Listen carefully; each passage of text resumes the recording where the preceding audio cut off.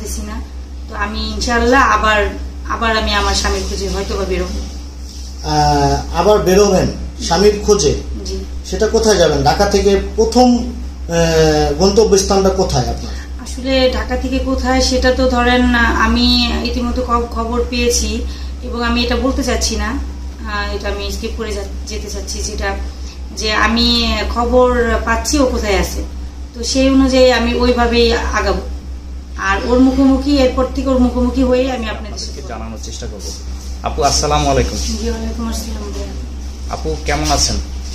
এই তো এই অবস্থায় লকডাউন, তারপর আমার পরিস্থিতি সবই তো জানেন, যেমন থাকার ওরকম।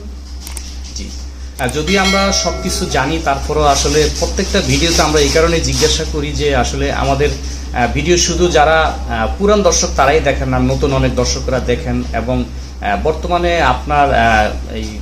আপনার যে সমস্যাটি রয়েছে এবং এটা পারিবারিকও বলা যায়, যেটি ব্যাপক ভাইরাল, ইউটিউব বলেন ফেসবুক বলেন, তো নতুন নতুন যারা দর্শকরা দেখে তাদের হয়তো জানতে আগ্রহ থাকে, এই কারণে জিজ্ঞাসা করা।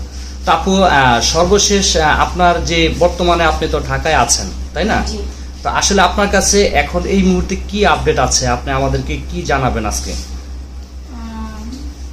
জানানোর বলতে এটাই জানানোর যে ইতিমধ্যে দেখতেও পাচ্ছেন যে আমার হাজবেন্ডের একটা ভিডিও, আমি আমার হাজবেন্ডের মুখোমুখি এরকম একটা ভিডিও আপনার ছাড়া হয়ে গেছে, প্রকাশ্যে এসে গেছে। জি। তো আমি আসলে আমার হাজবেন্ডকে ওইভাবেও কোনো রকম ভাবে আমি চাইনি যে ও আরো নিচু হয়ে যাক, এরকম কোনো কিছু চাইনি আমি। যদি চেতাম তাহলে অবশ্যই আমি ওইখানকারও কিছু ভিডিও আমি গোপনে নিয়ে আসতাম, কারণ যে ভিডিওটা ছাড়া হয়েছে সেটা কিন্তু গোপন ভিডিও ছাড়া হয়েছে, কারণ ওখানে একটা বিচার ছিল।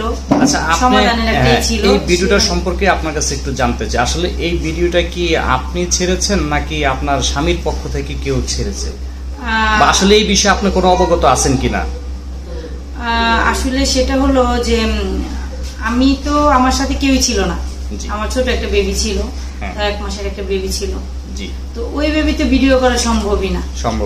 আর দ্বিতীয় কথা হলো আমি ছিলাম, আমাকে হয়তো আপনারা দেখেছেন, আমার হাতে কোনো ফোন ছিল না, আমার বেবি ছিল, বেবির মানে খাওয়ার যে বোতলটা এটা ছিল, তো আমার পক্ষে থেকে কেউ ছিল না। ভিডিও অবশ্যই ও করেছে, ওর পক্ষের লোক করেছে, কারণ ওর পক্ষের লোক ওখানে 4 জন ছিল, তো ভিডিওটা ওরাই করে। তো আসলে কি আমি একটা কথাই বলতে চাচ্ছি যে যেখানে আলোচনা হচ্ছে গোপন, যে কিছু কিছু গোপন আলোচনা থাকে যেটা খাওয়ার সামনে শেয়ার করা যাচ্ছে না বা বলা যায় না, ঠিক আছে। তো সেটা হলো যে আমার হাজবেন্ড আমাকে এতদিন পর, 1 মাস পর আমি ওর সামনাসামনি হওয়ার পর, ওইখানকার যে মহিলা কাউন্সিলর যে আপার পাশে আমরা বসি, ঠিক আছে, চট্টগ্রামে, তো ওই আপু কিন্তু আমাদের মূলত মিলিয়ে দিবে, এরকম একটা পর্যায় থেকে আমাদের বসেছে। এই বিষয়টি আপনি আগে আমাদেরকে বলেছিলেন। তো সেই জায়গা থেকে যে ওরা যে ওই অবস্থায় ভিডিও করবে গোপন করে, ঠিক আছে, চুরি করে, এক মাধ্যমে চুরি করাই বলে এটাকে, যে গোপন মানে তো চুরি, ঠিক আছে।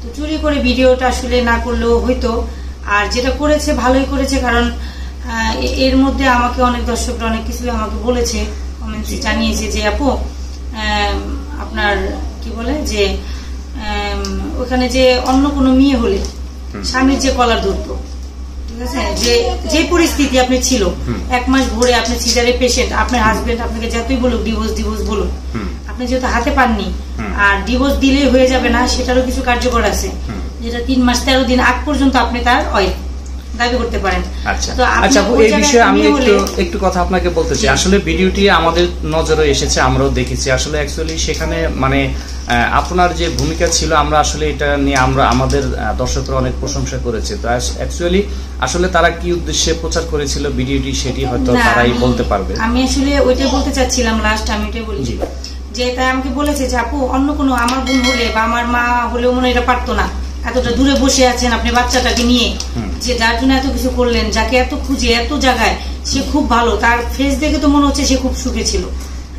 তো আপনার যে ওই বৈঠকটা কোথায় হয়েছিল? এটা কি চট্টগ্রাম হয়েছিল, লালকুন বাজারে, আপনার এই মহিলা যে আপনার আছে কাউন্সিলর, ওনার বাসায়।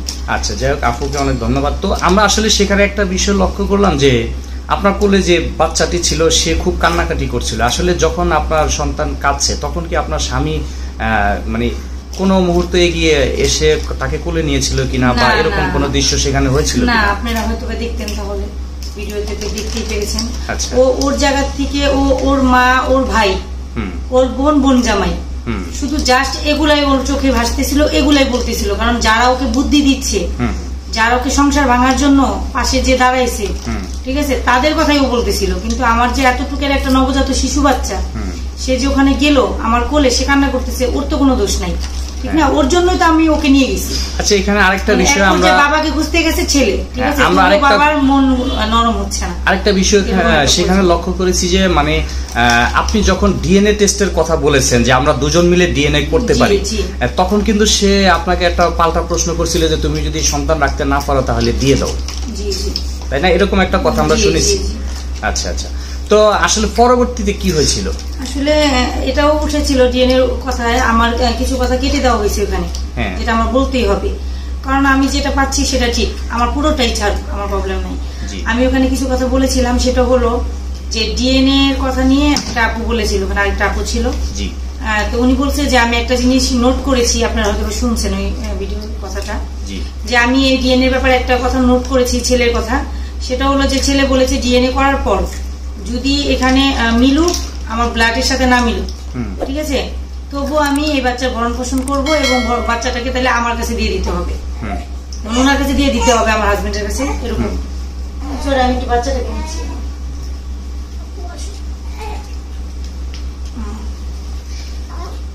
তো এরকম একটা কথা আর কি আপনারা শুনছেন। তো ওইখান থেকে আমি একটা কথাই বলবো, যে কথাটা মহিলাটা বলছে, তো সে নিজের বাচ্চা, হ্যাঁ, তার নিজের বাচ্চাই আসবে ডিএনএ তে, যারটা তারই আসবে, এখানে অন্য কারো হবে, অন্য কারো নাম, এগুলা তো আসবেই না। আর আরেকটা কথা হলো, যে নাকি নিজের বাচ্চা জেনেও পালাচ্ছে, সে কখন অন্যের বাচ্চাকে ভরণ পোষণ দিবে? হ্যাঁ, এটা একদমই অন্যরকম হয়ে গেল। সে জানে তার বাচ্চা, এর জন্যই বলছে তাকে দিয়ে দিতে হবে। সে ওইভাবে বলতে পারতেছে না, কারণ সে অস্বীকার করেছে শুরু থেকে। আচ্ছা, আপনি যখন বলেছিলেন যে দুজন মিলেই মানে ডিএনএ টেস্টটা করাবেন, তখন সে কি বলছিল? না, এটা বলছে এটা ও কেন করাবে, আমাকে বলছে এটা ও কেন করাবে, এটা আমি করাইতে পারি, এটা ও আমাকে বলছে। তো আমি বললাম যে না, আমি তো সেটা বলিনি, বলছি যদি তোমার বাচ্চাকে নিয়ে কনফিউশন থাকে, হ্যাঁ, যে বাচ্চাটা আমার না, বা এই বাচ্চার প্রবলেমের জন্য যদি তুমি আমাদের ছেড়ে চলে যাও, যে বাচ্চা অন্য কারো, আমি কেন ওর সাথে সংসার করবো, তাহলে আমি আর তুমি মিলেও তুমি কোর্টে যে অ্যাপ্লাই করলে এটা ডিএনএ করার একটা অপশন চলে আসবে। তাহলে আমরা দুইজনে মিলে এটা করি, আগে দেখো তোমারটা ঠিক নাকি আমারটা ঠিক।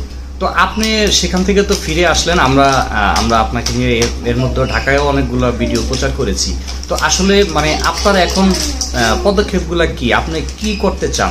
না, আসলে আমি ওইখান থেকে বেরিয়ে আগে আরেকটা কথা বলবো, সেটা হলো যে ও কিন্তু বারবারই দেখছেন মাপ চাচ্ছিল, জি, ঠিক আছে, ওই জিনিসটা আপনারা হয়তো ফলো করেছেন, আমরা সেটা লক্ষ্য করেছি যে ও বারবারই মাপ চাচ্ছিল, আমাকে এভাবে মাপ চাচ্ছিল, দুই হাত দিয়ে পায়ের কাছে হাত এরকম করে, যে তোমার পায়ে মাপ চাচ্ছি ধরে।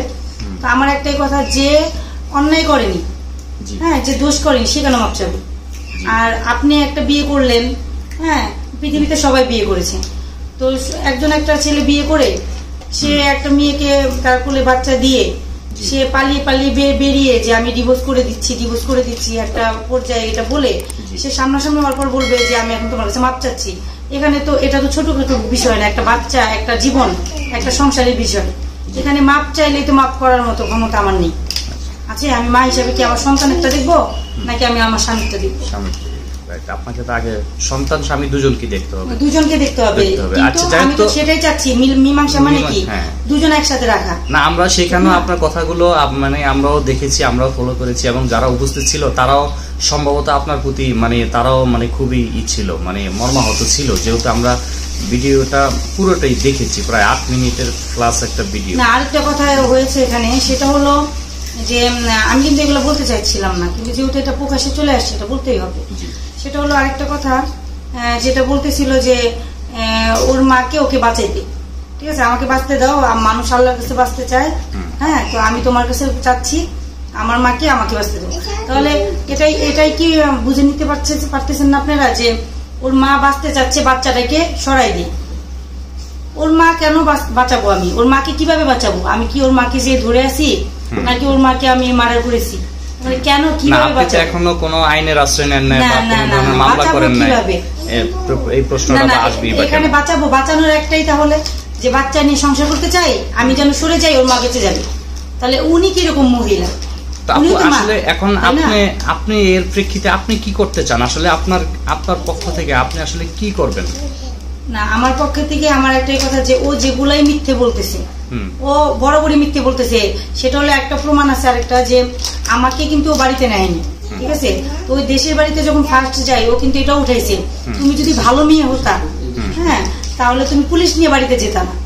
হ্যাঁ, তা আমি কিন্তু বলেছি যে পুলিশকে আমি জিটিও করিনি, আমি কোন রকম ডায়েরিও করিনি। এগুলো আমরা শুনেছি। হ্যাঁ, কারণ তাহলে পুলিশ কেন যাবে? পুলিশ অবশ্যই, ঢাকা থেকে একটা মানুষ গেলে, আমি অসুস্থ পেশেন্ট, আমি যে বলছি আমি চিনি না, আমাকে একটু বাড়িটা চিনাই দেন, ঠিকানাটা, আমি 2.5 ঘন্টা ধরে ঘুরতেছি, এই নামে কেউ নেই এখানে। আপনারা যদি সহযোগিতা করেন, আমার স্বামী এখানে আছে, ওনারা আমাকে সহযোগিতা করছে, এটা থানাতে গেলে প্রমাণিত হবে, কারণ এটা তো থানা তো আর আমার কিনা না। আচ্ছা আপু, আপনার কাছে আমরা আসবো। প্রিয় দর্শক, আপনারা বিনা আপুর আমরা যে গতকালকে একটি ভিডিও আমরা আপলোড হতে দেখেছিলাম, যে সেটা যে কোনোভাবে হোক ফেসবুক এবং ইউটিউবে গতকালকে একটি ভিডিও আপলোড হয়েছে, যেটি চট্টগ্রামের তার স্বামীর সাথে একান্ত একটি বৈঠক হয়েছিল পারিবারিকভাবে, এবং স্থানীয় কিছু গণ্যমান্য ব্যক্তি ছিলেন যারা এই বৈঠকটির আয়োজন করেছিলেন। তো সে বিষয়ে আজকে আমরা বিনা আপুর কাছে আসলাম, আসলে তিনি এই বিষয়ে কিছু জানেন কিনা এবং এখানে কি হয়েছিল তার কিছু আপডেট আপনাদেরকে দেওয়ার চেষ্টা করেছি। তো দর্শক, আপনাদেরকে আমরা অসংখ্য ধন্যবাদ জানাই যে আপনারা সমস্ত ভিডিও জুড়ে এবং শুরু থেকে আমাদের সাথে আছেন, এবং আপনারা যেভাবে বিনার পাশে দাঁড়িয়েছেন, এবং আপনারা আসলেই মানুষ যে সত্যের পক্ষে থাকে এবং ন্যায়ের পক্ষে থাকে, সেটি এই ভিডিওটি একটি উদাহরণ। তো দর্শক, আপনাদের শুভকামনায় আজ বিদায় নিচ্ছি। আবার আমরা হাজির হব অন্য কোনো সময় অন্য কোনো ভিডিও নিয়ে। সে পর্যন্ত আপনাদের শুভকামনা আবারও শুভকামনা করছি। ভালো থাকুন, সুস্থ থাকুন, আল্লাহ হাফেজ। আপু, আপনাকে অসংখ্য ধন্যবাদ।